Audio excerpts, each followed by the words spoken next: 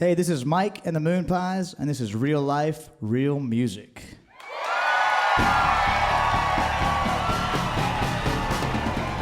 Real Life, Real Music Radio with your host, Kyle Hutton. Well, hello, Mike. Hello, Kyle. How are you, bud? Man, I'm doing really good. I'm doing really good tonight. I tell you, I was looking forward to this show, and then after sound check, I was even looking more forward to this show. Yeah, I was glad that we got to chat, before this, because I was telling Kyle that if he calls out some songs that there's several that we have no idea how to play. I didn't say I was going to stick to what we talked Oh, to. man. All right, boys. You never know what's going to happen. Well, we're going to have a lot of time to talk tonight and to talk about what's going on with the band, to talk about the songs that you've written and that you guys have put together. But I wonder if tonight you could just pick one off that you want to start things with and tell us a little story and play us a song. All right. Well, this first song that I want to do is with the band. This is a song that my buddy Crash requested last time that we were in town, and we didn't actually get to play it. This is a song called Sunday that is one of the first songs. I've written a lot about my family and my mother and my father and my sister a lot, and I think I've been trying to write ever since Sunday was the first one that I really kind of delved into that kind of era of what I was writing, and I've been trying to write that song I think over and over again. Almost every record I put a song that's pretty much about the same thing. Yeah. So this is the first one I did. This is the one that I know that my sister really dislikes. Hey, boys. 1, 2, 1, 2.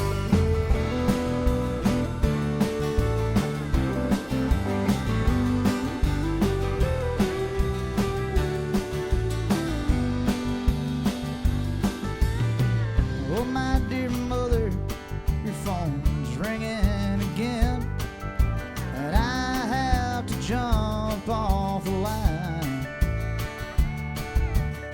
You're always on call with your back to the wall, and I'm never easy to find. So come and see me on Sunday if you're around. I still play that same happy hour downtown. Stop by and visit, and we can talk about my sister.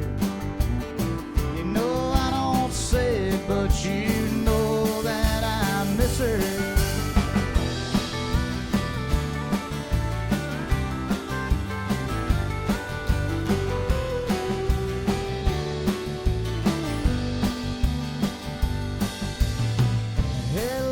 Sister, you quit coming around.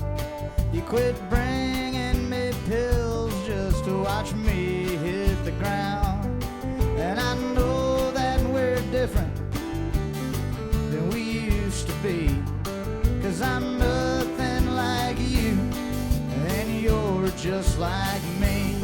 So come and see me on Sunday if you're around.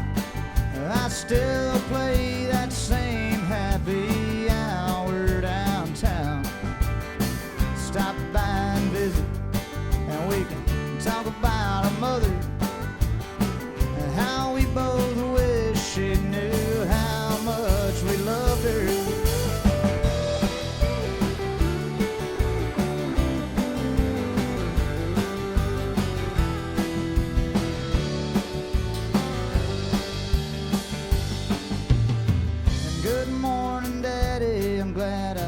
Called you today. I bought you this shot glass out in Santa Fe. I stopped by your house about 2 weeks ago, but I guess your new girlfriend said you wasn't home. So come and see me on Sunday if you're around. I still play that same happy hour downtown. Stop by and visit, and we can talk about me, and you can relive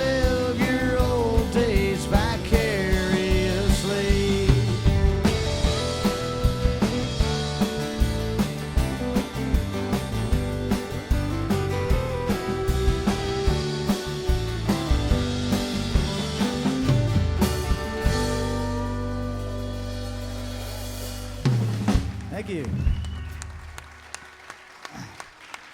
You know, it's funny, you were saying all the markets that this thing airs in, and you said San Luis Obispo. And our very first time in California many years ago, we played out in SLO, and I did a radio show there, and this coffee shop was listening to the radio show, and they somehow got my phone number from the radio or something, and they called me up and said, "You're that guy that wrote Vicariously in a song, right?" And I was like, "Yeah, that was one song we played." And he goes, "Well, I want you to come play that at my coffee shop today." And that was the only gig we played in San Luis Obispo, was that coffee shop. There you go. You never know where the gigs are going to come from. That's right, man. I was happy to have that one, for sure. Yeah, that is great. Okay, so you do write a lot about family, and yeah, we'll dig in a little deeper on that subject matter and how it's progressed up to the new record, Steak Night. But you're a hometown boy, so we got some family in the audience tonight. Pretty much everybody in here, I believe. Is sister here? No, she's not here. I don't think so. Is she here? All right. No, she I was going to ask her to come up here and tell us why she doesn't like the song. You know, I'm really so glad she's not here. let us in on it. But, No, she's a transplant to Austin like I am too. She moved to Austin as well. did she? Yeah. So you so Tomball's really home. That's where you grew up, where you started playing music. Yeah, Rose Hill. Yeah. I started. I guess my mom got me some guitar lessons when I was starting out, and I started some blues bands and stuff through high school, and I did play the Prairie Rose on Wednesdays at Steak Night for a long time, and I played all of those. I played every bar in Tomball. How many are there now? Let's see. We should count. I think it's the same ones. They change names every once in a while. They do. I think the Prairie Rose is now just called the Rose because that prairie blew off in a storm or something. Well, man, Mike, I've been really excited. I mean, obviously, we get to run into each other at places like Steamboat and other festivals. It's been really exciting to watch online the progress of, well, I'm going to call it progress, whatever you want to call it, the acceptance and the notoriety of the new record, and seeing folks at Rolling Stone sit up and take notice. I mean, that makes us hometown crowd really proud, man, and proud to see that happening for you. Yeah, it's been a great year. So that record really changed the game for us on a whole nother level. I mean, it was our first record to work with Adam Oder as our producer, and a relationship that we're going to continue for many years, because he's also helping us out with everything about the record, putting the record out, distributing, and publicity and everything like that. And it's put us on the map in more ways than one, and it's also helped us to expand nationwide a lot, you know, because a lot of early on press and just gigs in general were all in the Texas, kind of Oklahoma regional market. Yeah. And so it's that's really helped us out to get out. I mean, we did 200 and something dates last year, and I would say probably 50 to 60% were outside of Texas, which is awesome for us to get to go and play all across the country doing what we do. Absolutely, and if you look at the schedule now, you guys are headed all over the place. Where you go? You're heading out tomorrow. Yeah, well, I don't even know where we're going tomorrow. I know that because we just got back from, well, we did Steamboat earlier, and then we did that Key West thing this last weekend, and we're doing a cruise thing at the end of this month, and then all the month of March we're in the Northeast and the Midwest. We're doing very serious long runs, which I really wanted to do. It took a long time to be able to build up enough markets where we could make that work as a full tour rather than just going and hitting something and coming back. Yeah. So it's starting to really turn into what we've been fighting for a long time. Well, I wonder if you would pick one from the newest record, Steak Night at Prairie Rose, and play one for us off that record. Well, let's do that. That's fueling the fire right now. All right. Well, let's do this one. This one that I wrote called Road Crew. It's the kickoff to our album, and it's one that I wrote about. We've gone through several tour managers since we started really touring, and guys that, you know, we just had to find some guy that doesn't have a job, or you know, a family to go out and take care of us for months at a time. And so we went through quite a few. We have the best we've ever had now. Our buddy Colton over there. I got to give him a shout out. He's crushing it. We'll see how long he makes it. I think he's over there updating his resume. He is right now. So yeah, let's do this thing about our buddies in the Road Crew. How about it?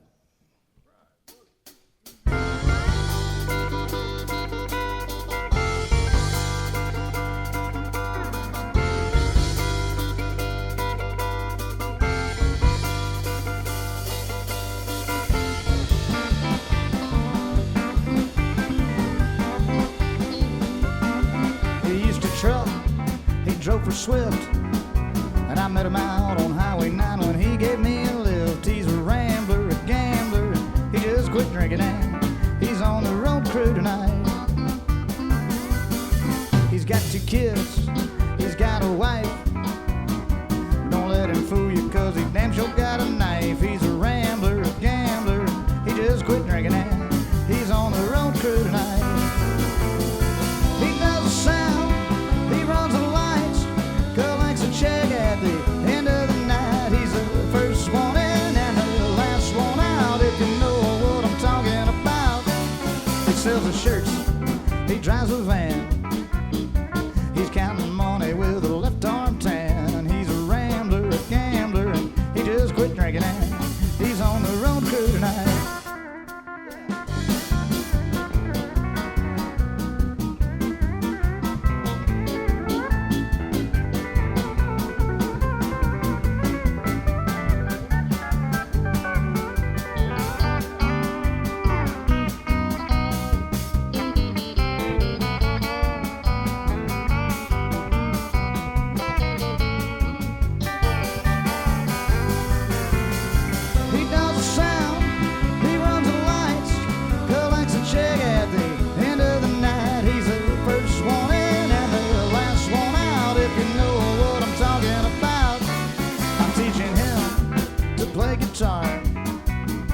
He's teaching me how to fix my car. He's a rambler, a gambler, and he just quit drinking and he's on the road crew tonight. Come on.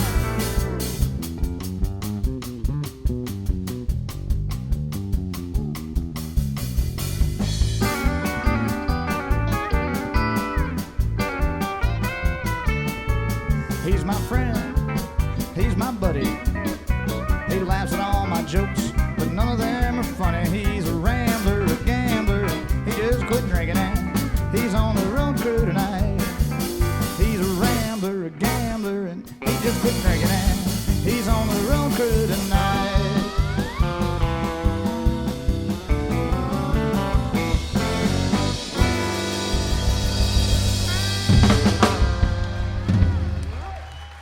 Thank you. Very nice. So why don't you properly introduce us to the Moonpies tonight? Okay, well, let's do that. Well, let's start on my right wing over here on takeoff guitar from Uvalde, Texas, Mr. Catlin Rutherford over here tonight. Back there on the drums, my oldest friend in the world from Tomball, Texas, Kyle the Playboy Ponder back there in the back. On the bass guitar from Mercedes, Texas, it's Omar Oyoki, everybody. And the man on steel from Kingsville, Texas, Zachary Moulton.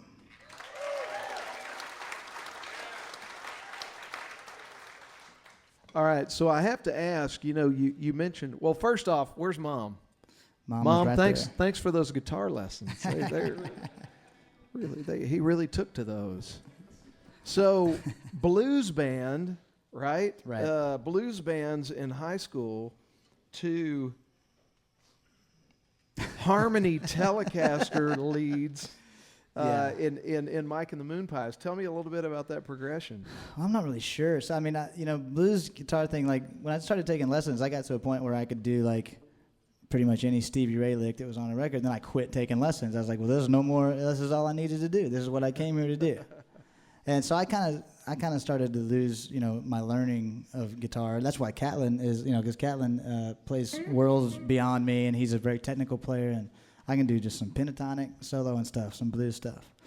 And but when I moved to Austin, I started. There's a ton of great guitar players in that town. There's not everywhere, but I mean Red Volkert's there, and everybody's in town. And so it really got me. Like, I never liked Telecasters until I moved to Austin, and I was like, man, everybody plays a Tele. And so I bought a Tele, and I started trying to do that chicken pick and stuff like that. And I got really into twin guitar stuff. And that's when we had Zach and Catlin, we all started twinning stuff all the time, and it became like part of what we do, part of our sound. And I'm really happy about it. It's something that we try to get better at every record, and we're always trying to learn new twins and how to make it more interesting. And I would still play a Telecaster, but since he's got the Tele, I've got the Strat, and it complements each other so well. And now I'm back to where I started playing a Strat and doing pentatonic licks. There you go. Go with what works, man. It sounds awesome. Well, let me ask you this. I had the opportunity in Steamboat at Music Fest. We every year get to hole up in one of the penthouse suites up top. I don't get to stay there. They kick me out after we do our job. But we go up there and get to hear some of the most amazing music because it's not in front of the fans. It's usually up there for just radio people or some of the sponsors of the music festival. And you dropped a brand new song on us up in the media lounge called You Look Good in Neon. I wonder if you would tell us about that song. Yeah, you can't say that title without laughing, right? Well, so I did, and I like to play new stuff on the radio because I've played all the other ones, you know, like every time I've done a Coke FM thing or whatever, you know, I'm trying to do whatever we're playing on the radio. Yeah. So it's fun to try something out new. So this one is going to be on the brand new record. I was watching that show Yellowstone. It was on the Paramount Network, and this guy walked into, like, I'd watched 3 or 4 episodes of it, and this guy walks in this bar and he says to this girl, "You look good in neon," and I like paused the show. I'm like, I'm gonna Google that right now and see if that's a song, and it sure was not a song. So I've copyrighted it since then. There you go. So So don't get any ideas. I could already hear the wheels turning out there. So I just kind of, it was one of those that after I had that hook, it wrote itself in 5 minutes. That's how I knew it was going to be the one. It was really, really fast. And I called Adam Oder immediately. I was like, well, we'd already made this entire record. And like, man, I've got one more song. So we had to go in and cut it after that. And that's the way it is, man. You do a whole record, and then all of a sudden that last song you cut is the one that's going to be your single or your hit or something like that. So anyway, with that being said, no, this song will never go anywhere. Well, let's try it for the folks out there tonight.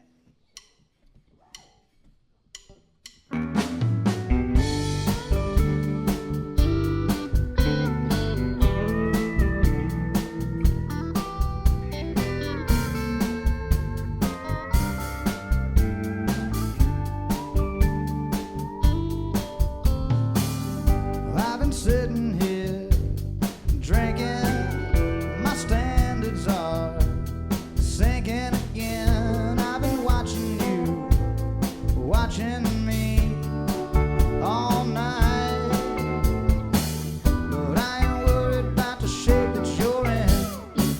I know I'll probably never see you again, and I ain't ever gonna tell my friends about you. But you look good in neon. You gave me your last cigarette, and when it's closing time and the lights come on, we should share a shot of Fernet. And if you wanna slow dance, well, this is your last chance to prove me right and do me wrong. You look good in neon.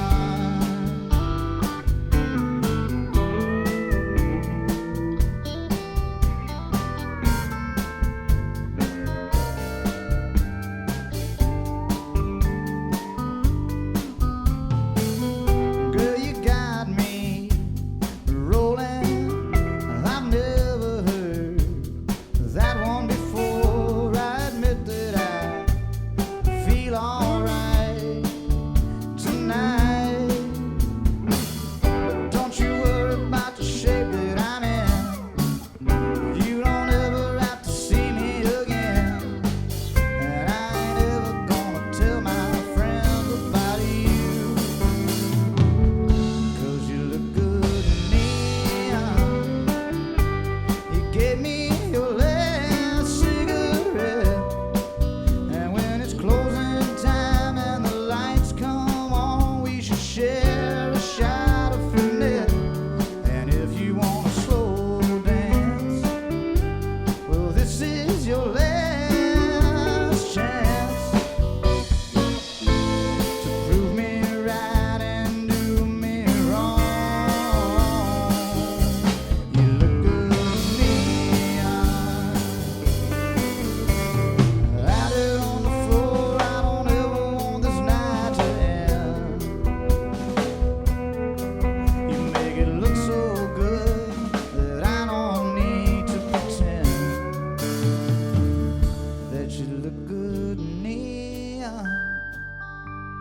gave me your last cigarette. And when it's closing time and the lights come on, we shall share this shot of Fernet. And if you want to slow dance, well, this is your last chance to prove me right and do me wrong. You look good to me.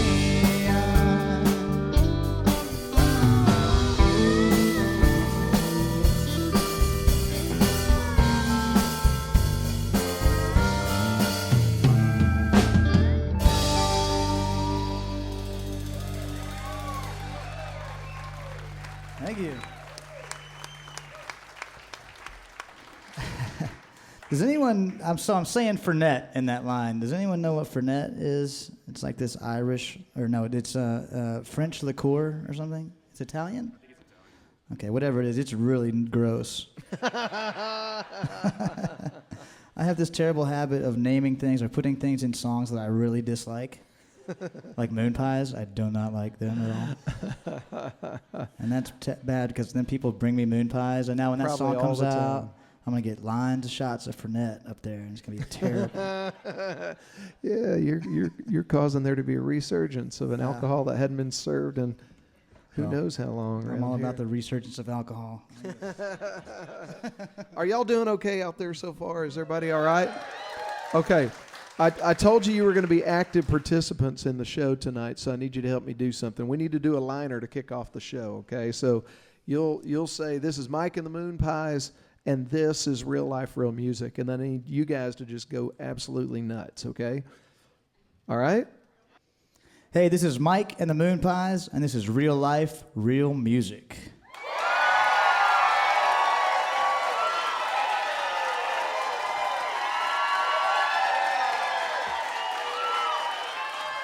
Perfect. Y'all are great. I should have written that song. Yeah. Now, in order for Mike's feelings to not be hurt, at the end of every song, the decibel level. No, I'm just kidding. I'm just kidding. You doing all right? Everybody good? Y'all need anything? Band? I'm doing great. Everybody good? Yeah, I'm happy to be here at Do again, man. Man, we're glad to have you. I know Steve and Joan, the owners don't come out for every show, man, but they came out for tonight. It was nice. I love getting to chat with Steve. It's fun. They're good folks, Always man. got stories. And what a great, what a great, who'd have thought, I mean, back in the day when you had to go down into Houston to find any semblance of a listening room or anything like that we would have in our backyard, in our community, places like this right here. Yeah. To be able to come play songs. And all of the people that come and play this place, I mean, like huge national acts are coming in here, and you get to see them all at this great room. It's awesome, man. You do. Absolutely. So thank you, Steve and Joan, and thank you for letting us do this show here. We appreciate it. Okay, so if I had all of the records in the collection, including the ones that go way back that you may not even play a whole lot from anymore, we'd have 5 records, right? 5 studio records and a live record. That sounds right. I think that's right. I think that's right. So tell me, in 2010, you released a record called The Real Country. In 2012, The Hard Way. That was followed up with Mockingbird in 2015, and then Live at the WinStar in 2016, and then the most recent Steak Night. Pick one from the earlier catalog and tell us how you got started writing songs. I mean, you played here in Tomball when you were a kid, but when did you start writing songs? That really happened for me. I mean, I was always kind of toying with writing. I had a buddy named John Williams in high school. And he was my favorite guitar player. He played guitar with me in the blues stuff, and he was way better than me, and he was great to have in the band and a great hang. And he started writing songs first, and I think he was listening to a lot of like Ryan Adams and stuff like that. He was writing that kind of thing, and so we started a band called the Come Latelys based on the songs that he was writing, and I would sing some and he would sing some. And that kind of gave me the itch to like start to perform my own material because I'd never really done that before. We would do covers all the time. Yeah. And even when I started the Moonpies, we were pretty much a cover band for a long time. We were doing the dance hall circuit and doing 4 hours a night. Yeah. And that was, that's kind of how we figured out that's how I figured out how to write songs anyway. We would see which songs worked in the set, and then I would try to write something as close to that as I could. So I'd take like my favorite song that's really working really well in the dance hall, and I would write a third verse to it. You know what I mean? And then that would become one other song that we, you know, that would be us that we could do. And you'd kind of switch them in there, and nobody would really know in a 4-hour dance hall set. As long as it's the same 2-beat or whatever it's going to be, then you're pretty safe with it. So that's how I kind of got into that. Let's do, you guys want to do Tape Machine? Yeah? All right, let's do it. Hey, how about this? You want to try this thing? You want to try doing some musical chairs on this? Okay, so Omar Aoki is the newest member of the band. And not only does he play bass, but he also, he was playing steel guitar when we found him. And so this is one. He was a fan of the band for a long time, and so he kind of knew the songs. And this is one of his favorites, and he likes to play it on steel. So if you would let him do that, I think he would be very obliged. Or he hates me right now. Either one. So I think this is the first song that I ever wrote for the Moonpies, and it's really silly and just like the name of the band. Ready, boys? I've been doing lots of thinking about how I need to quit my drinking, quit spending all my money and wasting all my time. And I've been thinking about the ozone, and I don't want to die alone. Lord knows how much I love her when I see her in her skirt, oh, looks like she's the only one who knows that I like fresh bananas in my Cheerios. And I've been doing lots of drinking, you know it gets me to thinking that I've been sinking on every ship I've ever known. So I've been running through a tape machine and trying to fit into the music scene. Let's smoke another cigarette and sing another song. Oh Lord, yeah, yeah. Looks like I'm the only man who knows that she's half Cherokee and half Navajo. Take the whole thing, Omar.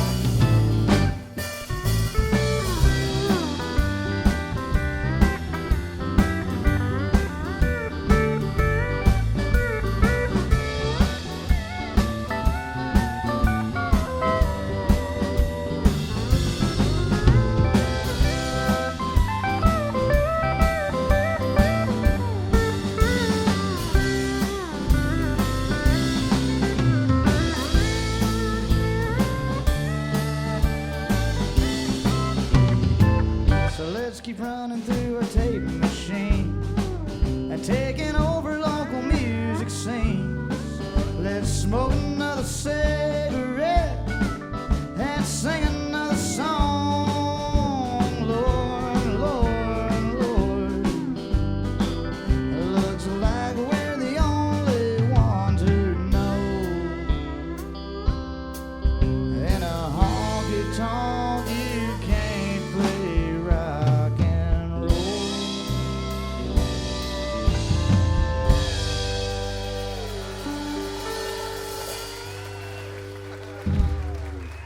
Good job.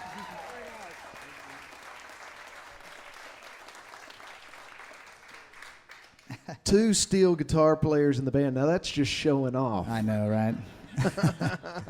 We've been doing those Jamie Lynn Wilson shows, and she'll bring a steel player too, and then Omar will get up and play steel and have 3 at one time. It's a crazy thing that we're doing. That is crazy. That is crazy. Okay, so speaking of Jamie Lynn, you guys did a little run that included a big old stop at Green Hall, because I know that place was packed and you guys had a great night. Tell us a little bit. She's one of my favorite, what I would call traditionalists of the females in the country music scene. Yeah, you know, the whole thing was her brainchild, and she wanted to do these shows where, you know, we would both play our own stuff for a while, and then we'd get up and basically play, you know, our favorite country songs. We did Lukenbach, Texas, and some Dwight stuff, and you know, stuff like that. And I really didn't know how it was going to turn out. I was kind of nervous about it when we started it. But after the first night, I realized that this was something that we were going to have to start doing all the time. And we will definitely be doing it again next year.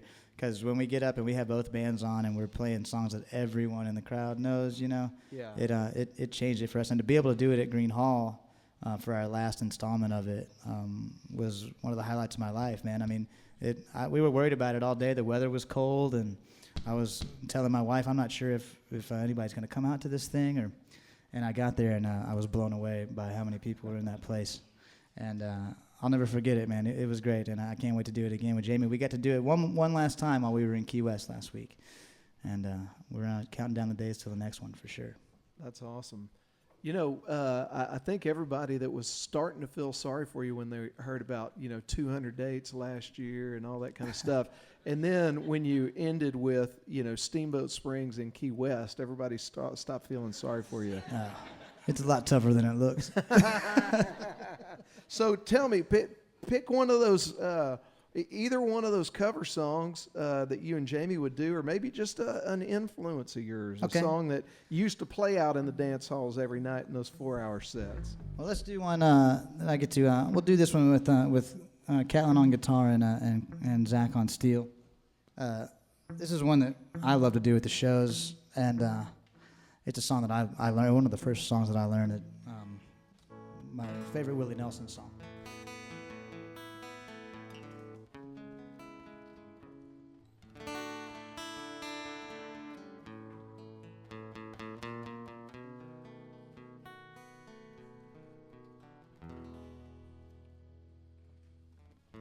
If you would not have fallen, then I would not have found you. Angel flying too close to the ground.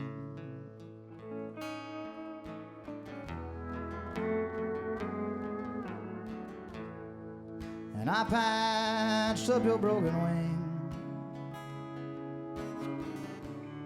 and hung around a while.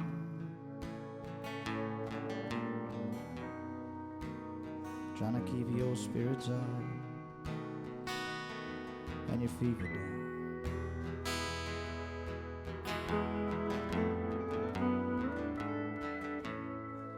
I knew someday that you'd fly away,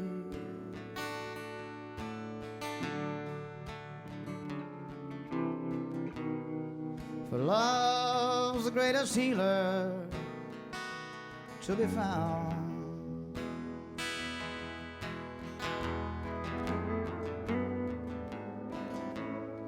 So leave me if you need to, but I'll still remember. Angel flying too close to the ground.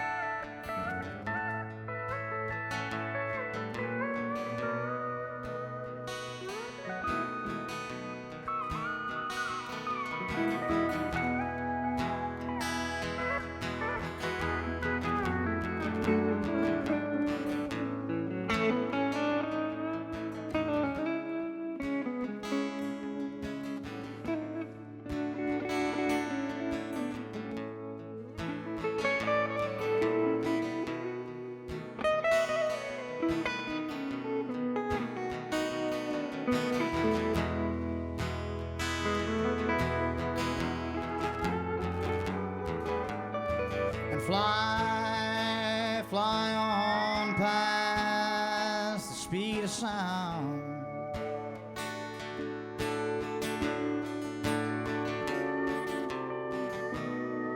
I'd rather see you down.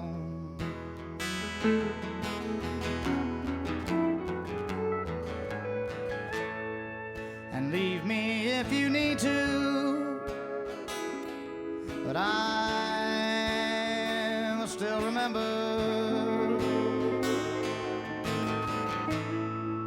Angel flying too close to the ground.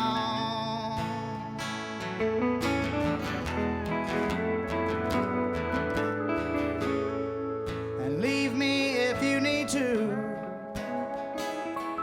but I will still remember. Angel flying too close to the ground.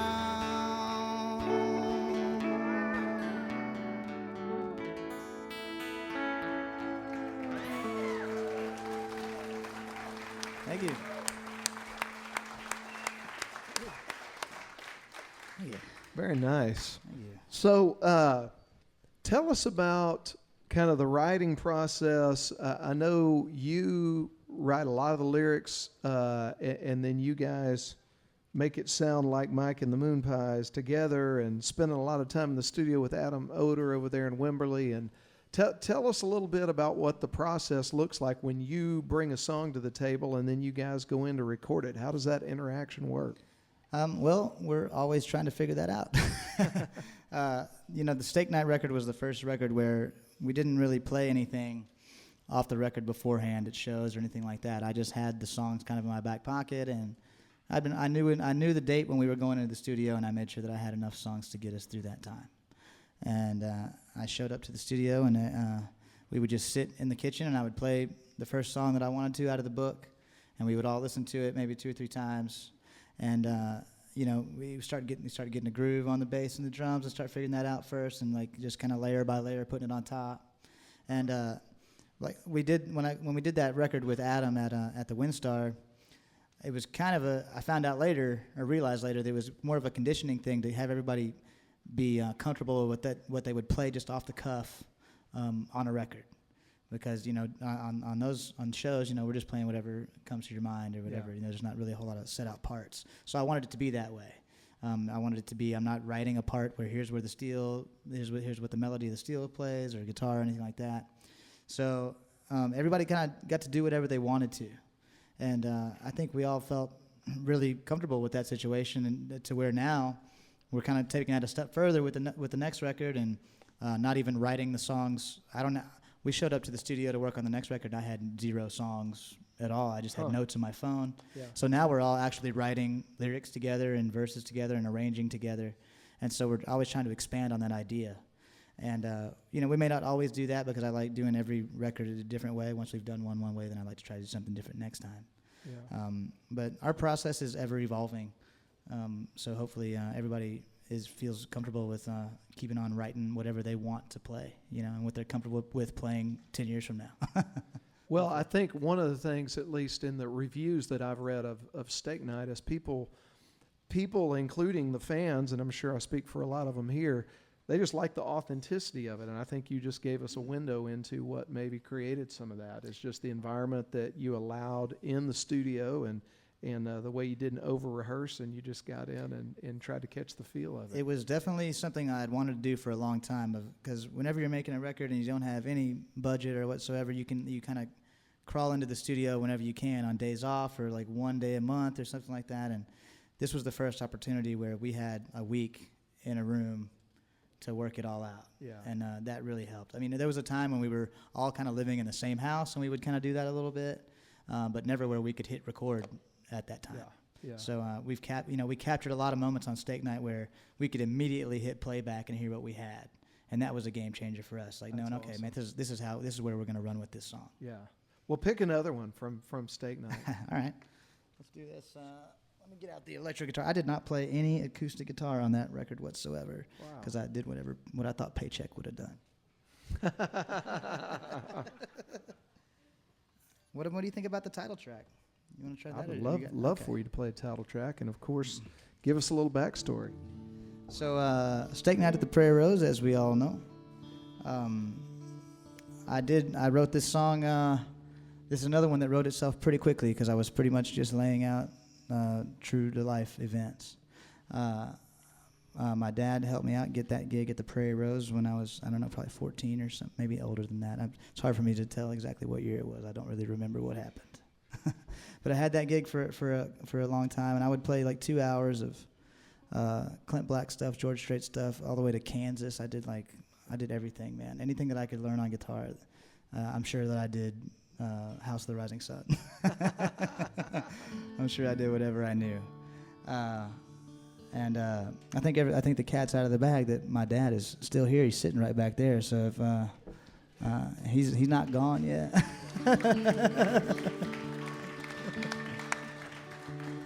So we'll send this one out to him. How about that, boys?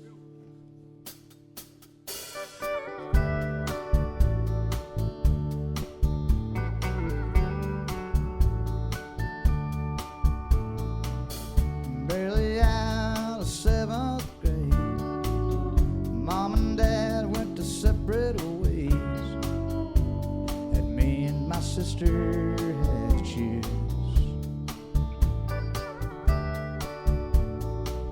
What Mama saw in her brand new man, I could never quite understand, so I stuck it out with Daddy for a while. He never treated me like a kid. I did all the things he did, and he always let me tag along. Down to steak night at the Prairie Rose, a cover band from 10 to close, and my old man sitting right there next to me. They've got the ball game on the big TV, a beer for him, a Coke for me. He raised his bottle to the band and turned to say,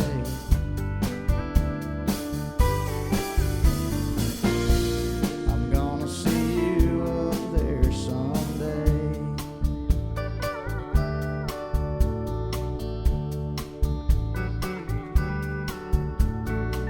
Maybe for better, maybe for worse, maybe a blessing, probably a curse in my mother's eyes, 'cause she saw him in me.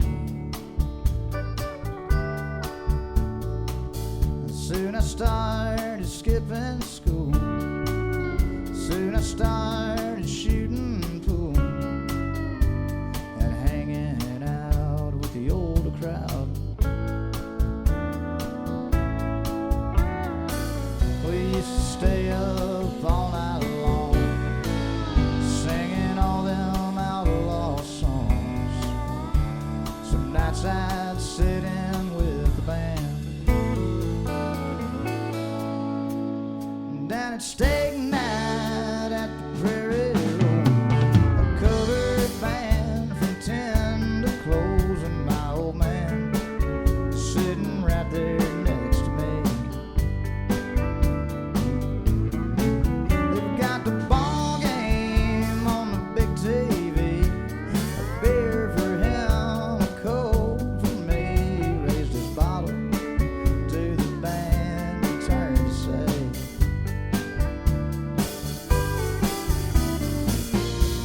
I'm gonna see you up there someday. It ain't been the same since he's been gone, but now I proudly sing his song. Down at steak night at the Prairie Rose, I got a cover band from 10 to close, and my old man is sitting right here next to me. We've got the ball game on the big TV, a beer for him, a beer for me. I raised my bottle to the sky and turned to say,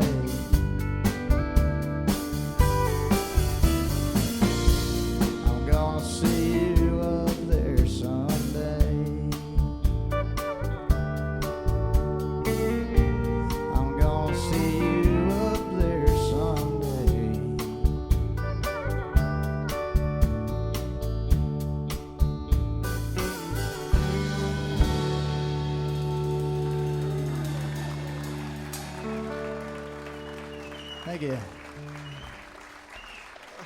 Oh, man. He was like, why do you have to kill me off on the song? I was like, man, I had to end it somehow. I was like, I'll bring you back on the next record. It'll be like a Zombie Dad record. Man, that steel lick, that lick on that is just, that's old country gold right there, man. I love that. So, okay, now you have written a lot about family, and I think you even indicated earlier you've written at that song or at that subject, but is that song right there, is it case closed now? I mean, like, I read somewhere that you really felt like you said what you wanted to say in that song. Yeah, I do. I feel like that was my third shot at writing that, and I think it was the charm. It was the one that there's really no further I can go on that, you know. Now I've turned it around, and I have a son of my own, and I'm writing that direction now. So I think I'm done with the looking back on that, and trying to write to the future, I guess. If that makes any sense. Yeah, absolutely. Well, what's cool though as a writer, I mean, typically we're our worst critics. Sure. So if you think you nailed it, then you nailed it. Yeah, I don't want to really write that song anymore. Yeah, I get it. That's great, man. Yeah. Well, thanks for bringing that one into the world and sharing it with us. Yeah, absolutely. So tell me about Beaches of Biloxi. Yeah. So that song, it's probably been our most popular song, I guess, to date, and especially off of Steak Night. That song is the first time when we first started touring out of state, we did a festival down in Florida a few years ago, and it was a crazy, like, mainstream national country music festival. Like Brad Paisley was on it and stuff like that. Neil McCoy, which if you see that show, you got to see it. It's an awesome show. He's great. Yeah. So we were coming. We had my buddy Rance May, who's a songwriter in his own right, and actually we were talking about he's going to the studio to make a record at Yellow Dog with Adam Oda right now, and look out for that one. But he has this 1981 Silver Eagle that used to belong to Waylon, which every bus used to belong to Waylon. But he has like a title for it. I looked at it. Anyway, verified. So, I don't know. It looked like Waylon's signature. Anyway, so we always write when we take the bus out. Very, very rare occasions. But we were going to our first big festival. We had to take the bus that time. You know, as a thing. And like, thank God that bus made it all the way to Florida and back. We have not been so lucky every time. So. Rance and him, we're always writing songs when we're on the bus, and he's up there driving the bus, and he's just talking. He can talk your ear off, so we'll be sitting in the back just trying to hang out on the couch or whatever, watch TV or play a video game, and Rance is just talking and writing songs. So he had this one right when we put the halfway point between wherever we were playing in Florida and back home was Biloxi, and so we just had to stop for the night. Rance was tired of driving and talking and writing songs. And he saw a sign that said the Beaches of Biloxi, and I said, yeah, they'll probably get the best of us tonight. And I was like, oh, okay. We just wrote that one. And that's the only one. So then I ended up finishing that song. So we play the WinStar Casino a lot. We have a live record there. We play it all the time. I played it next weekend. No, this weekend. And probably next weekend. So we wrote that hook. And then right when we got back from that tour, we were at the WinStar, and I finished it the next day in a hotel room at the WinStar. So we started it in Biloxi. It started in the casino, and I finished it in the casino. There you go. With no money. So buy that record so we can write another one about the casinos. Let's do it, boys.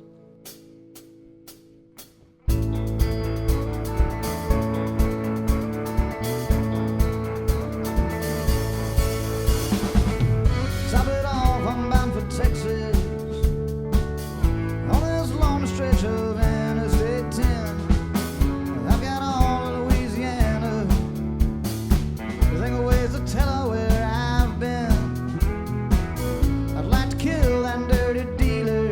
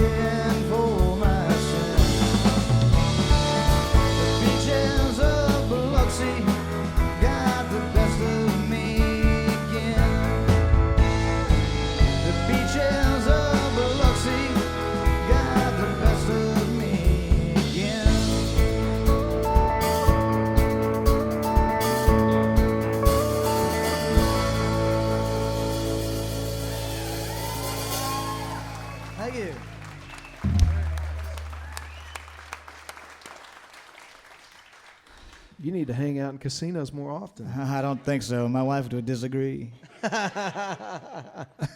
She's shaking her head back there. So, you know, on our series here, we do our series in 6-month seasons, and we're in the middle of one right now. And one of your buddies is going to be here in another month or so, Mr. John Bauman. And I know you and he wrote and recorded quite a song together. I wonder if you'd tell us a story about Country Music's Dead. Yeah, I love John, and we've been seeing a lot of each other lately. We flew back from Steamboat together on the same plane. He said we weren't going to drink on the plane, but I made it happen anyway. But I had this idea to do this. I was really into that Waylon and Willie record, like at the time, and there was something about I had to do. We already had our record in the can, our Steak Night record, and I just really wanted to do something like that, and I wanted to do it just kind of the way they used to do it. They would put up one-off singles all the time and just record things together all the time. And I wanted to try to capture some of that with what we were doing and have something to kind of get us up to our record coming out. You know, something that we could come out and because I think we debuted it at Steamboat the prior year. So I kind of wanted some content, and it seemed like the right thing to do. And I called up John because he had just put out a record that I really loved, and I saw that, you know, this fire into this guy. It's like, this guy's a lifer. He's going to do this for a long time. And I felt like we were pretty like-minded in that regard. So I called up John, and he immediately said yes. And he came out to the Yellow Dog in Wimberley, and me and him and Adam sat down. And I had this idea for Country Music's Dead. I had like maybe 2 or 3 lines in it. And we just sat around the campfire and drank beer all day and just started shooting off one-liners at each other that kind of had that same idea about, you know, playing. Our thing is, we do this really country traditional thing that not a whole lot of people are really doing in this scene, at least. And whether or not it's as popular as, you know, we're not playing to a bunch like the frat crowd or anything like that. You know, we have kind of a different demographic. And the whole song is really about kind of staying in your lane and doing what you really want to do, and how no matter if 10 people show up or 10,000 people show up, we're going to do it again tomorrow night. Yeah. And I really felt the camaraderie with Bauman about that, because we were both, you know, we didn't have Steak Night out or anything, you know, we were both like really struggling to make this thing go a little bit farther, and so we just kind of shot out all these lines that were kind of funny to us about, you know, inside jokes about live shows and having, you know, playing to nobody, and it really turned out to be kind of a funny song, but it's really, you know, it's a statement on how we really feel about how we're going to do this for the rest of our lives, you know? So, boys, if you remember it, let's play it.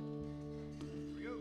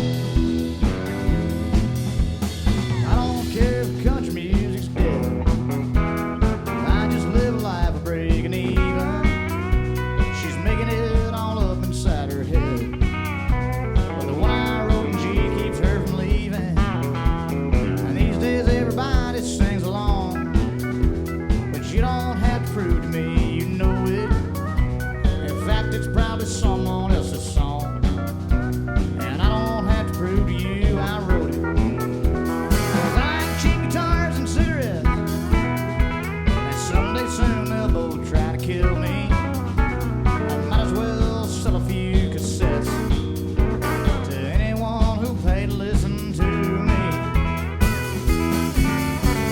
You can take a line from one of mine, we'll make it rhyme and keep the fire from burning out. A room full of talking, don't know what we're talking about. Money is as money does, and money goes away, so we keep buying. Easy come and easy go, but easy ain't the way, so we keep trying.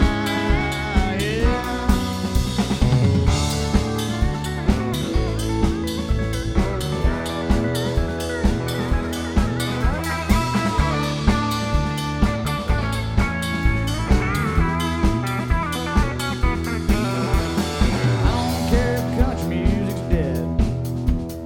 I'm just trying to make it until tomorrow. You're making it all up inside your head. That must be some awful kind of sorrow.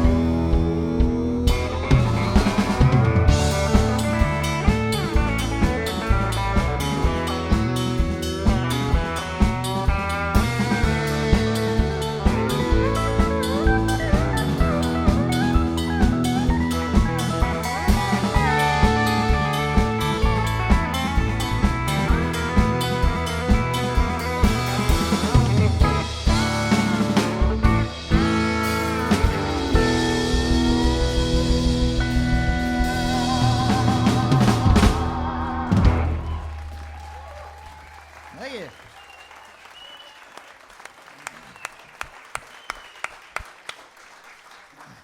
Very nice. Are y'all doing all right out there tonight? Everybody good? Having a good time so far? All right. So the first song that I ever heard you perform live at Steamboat was in the Dung Beetle Saloon. Yes, there really is a place called the Dung Beetle Saloon. And it was a song called Smoke 'Em If You Got 'Em. Yes, sir. That's one of the only songs that I really like doing in the Dung Beetle Saloon. It's such a, we hardly ever do a lot of, acoustic shows. And, I'm very comfortable with having the band up and, we're all with the show that we normally do. And those shows like that really put you on the spot.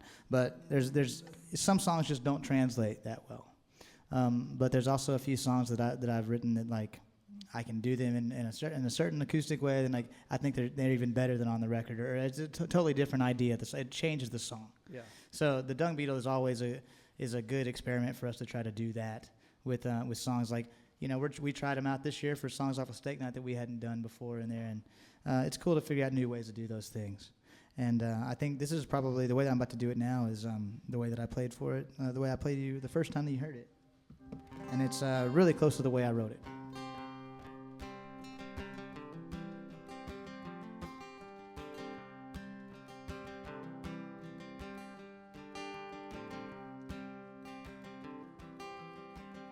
Same old jukebox playing the Colorado County line. I've been here a time or two. When I hear John Boy singing, I miss old friends of mine. It don't make them like they used to do. Now I'm playing for some boys up in Oklahoma, 'cause they know every song I sing. Smoke 'em if you got 'em, it's a long way from the bottom. Shame on me for never learning anything.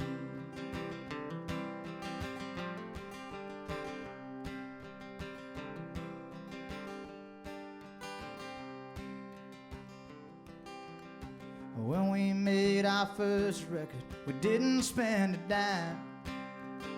Still the best one we've ever done.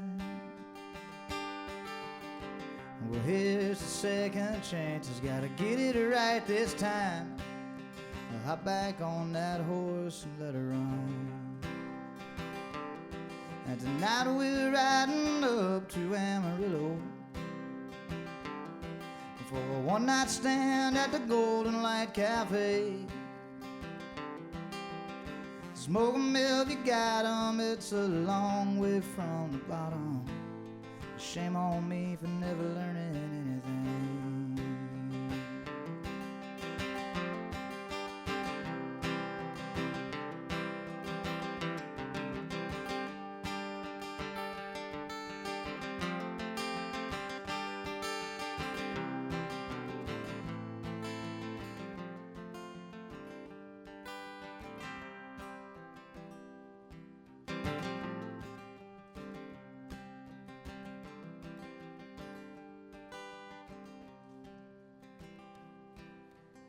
And last night we played to no one. There's nobody in this town. And guess all my old friends have moved away. So I'm heading home to get my feet back on the ground and live to fight another day. I can't wait to get back home and see my baby and plant a garden in the spring. Smoke 'em if you got 'em, it's a long way from the bottom. Shame on me for never learning anything. Smoke 'em if you got 'em, it's a long way from the bottom. Shame on me for never learning anything.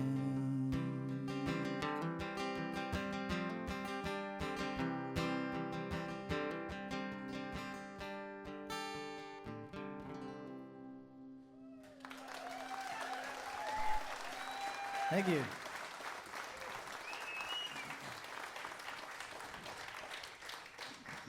So while we're in acoustic mode, can I play you a song? I would love nothing more than Kyle. Can I get hand me that guitar?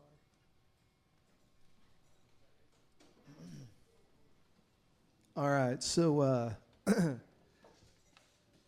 Mike and I have collaborated on one song, That's right. and along with a bunch of our other buddies,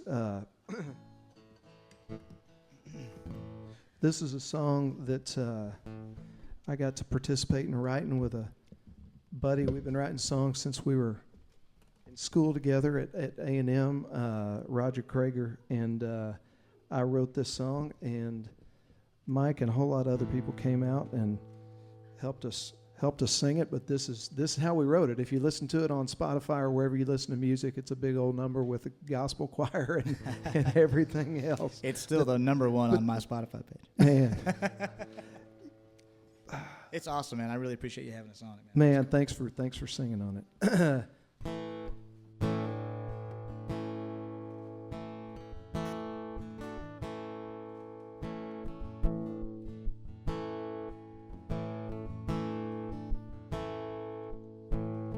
She was softly praying as the storm was bearing down. Now everything's in ruins and scattered on the ground.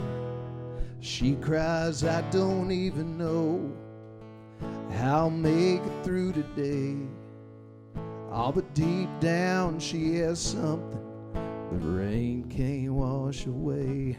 When there's faith in the water, love in these streets, and worry on the face of the people I meet.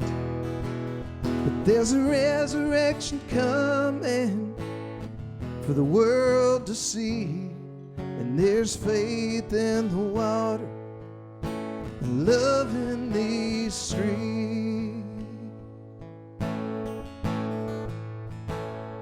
And he said, I can't walk on water, but I can drive my boat and reach out to a stranger just trying to stay afloat.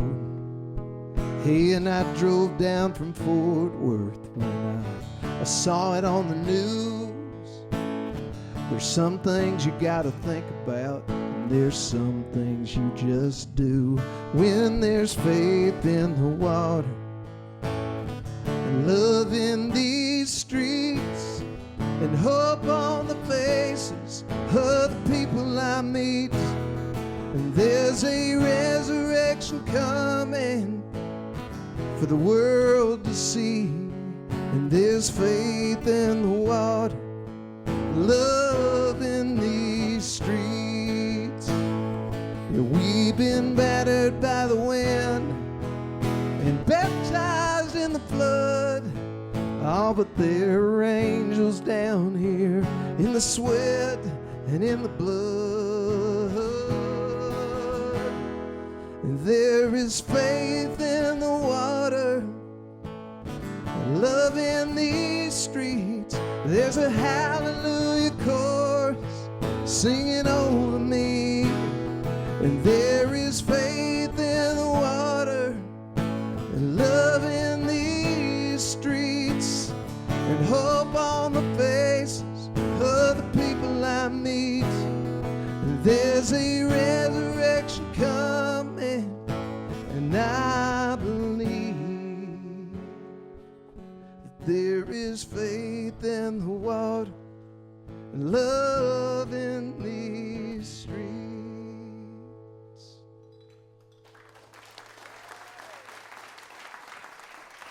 Thank you very much. And thanks for singing on that with us, Mike. Yeah, man. Thanks for having us.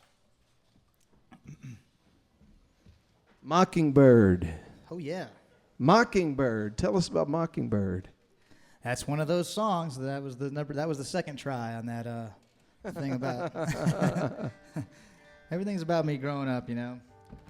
You got to write about what you know. You do. And that's really the stuff that I remember that sticks out the most to me in my mind is,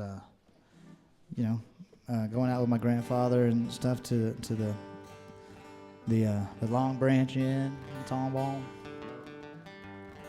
and just playing songs on the jukebox, man. Like I would like drink Sprite and just play songs, just drink Sprite and chew Trident gum and play songs on the jukebox. He'd give me enough money to play, and I'd play Randy Travis, and that was kind of the thing about our whole Mockingbird record was I kind of wanted that whole record to sound like what I was playing on the jukebox during that time of my life. And this song kind of sums the whole thing up. And we shot this really cool video for this song. If you haven't seen it, we shot it down at Riley's Tavern, which is a really great place. It's the first bar open in Texas after Prohibition. And they let us come in there, and we've been playing there for years. And come in there, and I hung up a bunch of old pictures of me and my dad and my grandfather. And it kind of goes through a timeline of how I ended up here. And it's a really cool thing. You should check it out if you haven't seen it. Ready, boys? Yeah.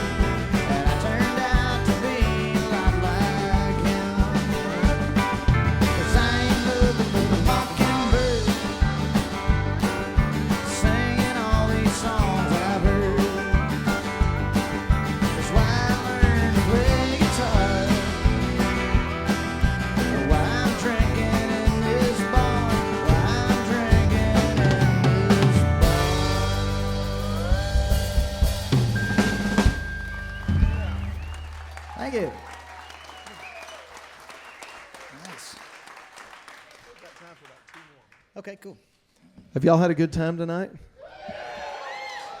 All right, don't leave yet. We got time for a couple more. But I do want to remind you, the guys are going to be right over here with T-shirts, koozies, CDs, vinyl, all that kind of stuff, hats. Come over there and say hello and shake their hand and lighten their load before we send them back on the way home. And thank y'all for being here tonight. We do have some amazing shows coming up. Shane Smith and the Saints will be here. John Bauman's going to be here. Just take a look at your upcoming event sheet. And every other Wednesday night when we're in season, we're here having these kind of conversations with our favorite artists. So if you enjoyed it tonight, come back and see us again in the future. We got time for a couple more. I want you to just pick a couple and tell us where we're going. Okay. Well, we're going to do this one off of Steak Night. And so it's called Getting High at Home. Let me just set it up with that. So we were getting mixes back from this record, and I had written this song because I thought if Boland can say it, I can say it. Fair enough. We're listening to these songs in the car, and with my wife and my mother-in-law, and she said, "Getting high at home." She said, "Is that okay with the country crowd?" And I said, "Willie Nelson."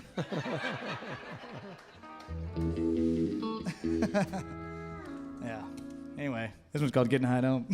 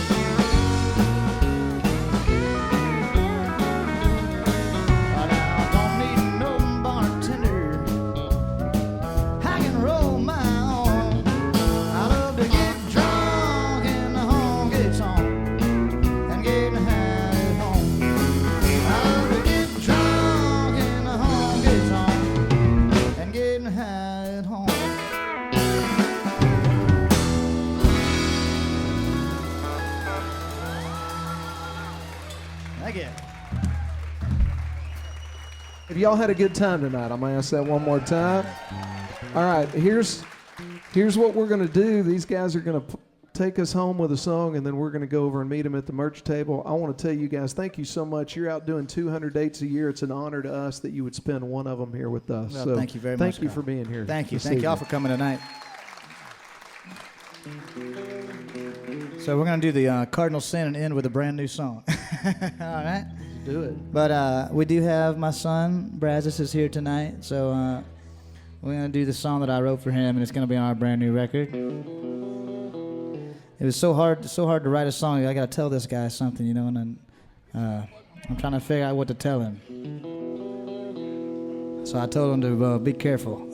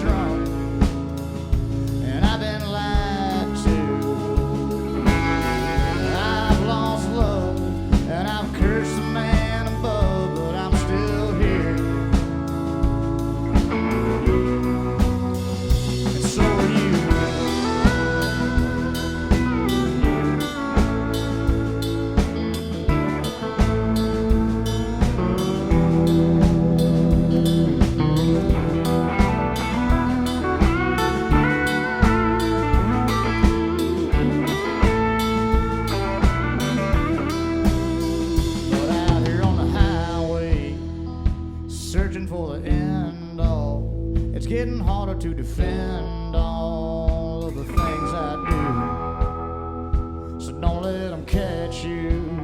Not a woman or a lawman. Nobody gonna understand what you're going through.